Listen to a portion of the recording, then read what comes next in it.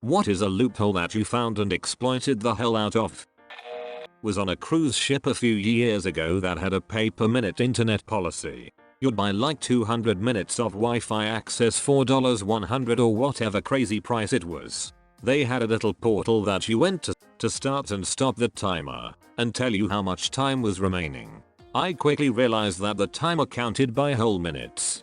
That is, if I started at 12 hours, 0 minutes, and 1 second, and stopped it at 12 hours, 0 minutes, and 58 seconds, then it counted as 0 minutes of internet use. For the entire cruise I took advantage of this. Start the timer. Fire up your internet apps like Facebook and Instagram and let your timeline and emails download, or launch a website and let it load. Stop the timer. Browse your feed and photos and read your website and emails offline. Compose posts and replies, etc. Start the timer again to send. Upload. Stop it again within a minute. I milked those 200 minutes for an entire 3-week cruise and still had 45 minutes left over at the end. Right out of college I worked a job that had a 100% match to any retirement contributions. I was young, lived rent-free with my parents, had no student debt, and could grab OT nearly every week. After some budgeting I figured I could throw 80% of my paycheck into retirement. I did so for 9 months until my supervisor called me into the office to sign a policy change that limited retirement contributions to 50%. I'd stashed away nearly $35,000 on about a circa $32,000 annual pay. I had no life for about a year, but damn if it didn't jumpstart my retirement. Moviepass was $10 a month and you could use it to get 1 movie ticket a day. I lived next door to a Regal, and I went every day, because Regal would give their reward points for every ticket purchased. They didn't care that Moviepass was paying for the tickets then giving them to me as part of my subscription. In 8 months I spent $80 on the subscription and saw everything that came out, and I racked up enough Regal rewards points for about 50 free popcorns or drinks. Moviepass went out of business, but I still had all the Regal rewards. Wonder why they went out of business. Hate the game, not the player. Moviepass was stupid as hell to set up their business with wildly unsustainable pricing. In college there was a parking garage that charged around $2. I couldn't get a parking pass, but learned the heated garage that charged $2. I had a $20 fee for a lost ticket. I would park my car in there for a few weeks at a time, and when I had to leave would lose my ticket and be forced to pay the $20 lost ticket fee. A parking pass was around $500 to park outside, and I ended up paying around $300 in lost ticket fees to park in the heated garage. Reminds me of an old joke. A man walks into a bank in New York City and asks for the loan officer. The man says he is going to Europe on business for 2 weeks and needs to borrow $5,000. The loans officer says the bank will need some kind of security for such a loan. So the man hands over the keys and documents of a new Bentley Continental, parked on the street in front of the bank. Everything checks out and the bank agrees to accept the car as collateral for the loan. An employee drives the Bentley into the bank's underground garage and parks it there. 2 weeks later, the man returns and repays the $5,000, plus interest, which is $15.41. The loans officer says, "We are very happy to have had your business and this transaction has worked out very nicely, but we are a little puzzled. While you were away, we checked you out and found that you are a rich man. You have a good sized house in upstate New York, a sizable equity portfolio and no debt at all. We are curious as to why you would bother to borrow $5,000? The man replied, "Where else in New York City can I park my car for 2 weeks for $15? Where else in New York City can I park my car for 2 weeks for $15? And it still be there when I get back?"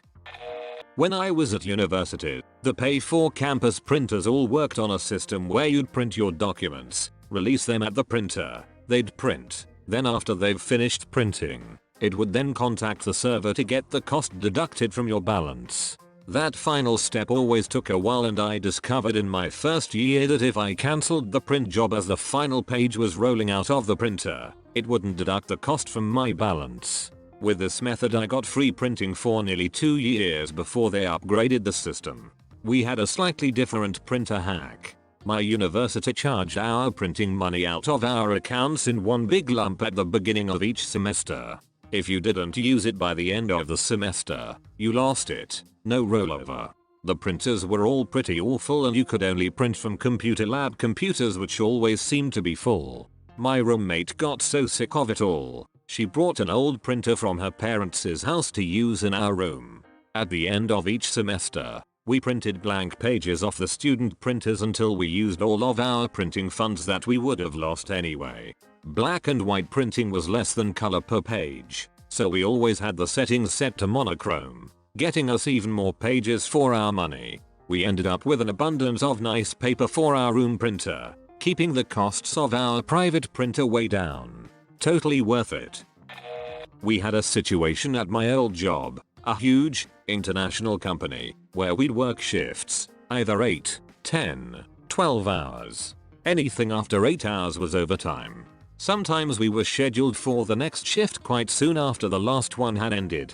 For example 5 o'clock, 12 o'clock and then 1900 hours, 0 hours. Someone discovered that if there were less than 8 hours between shifts in a 24-hour period, anything after 8 hours total was paid the overtime rate. We did it for ages, and then in the context of some team chat, some twat asked one of the managers whether the above scheduling would still be feasible. Turned out the management hadn't even noticed and stopped it immediately. And back to minimum wage we went.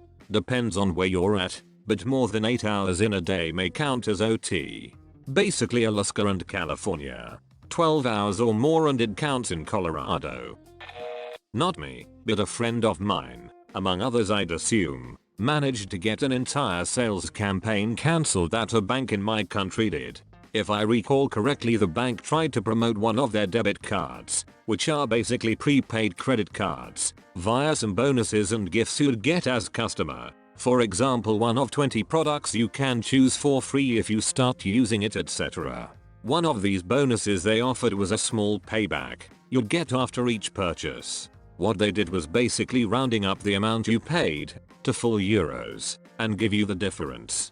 So if you bought something for €27.63 you'd get 37 cents gifted from this bank. What he then did was only possible because we were university students back then, had very flexible work time, and some of our friends were temping in supermarkets. He went to the supermarket our friends worked at times when basically no one else was there and purchased hundreds of single potatoes. Each one equals one purchase with the card.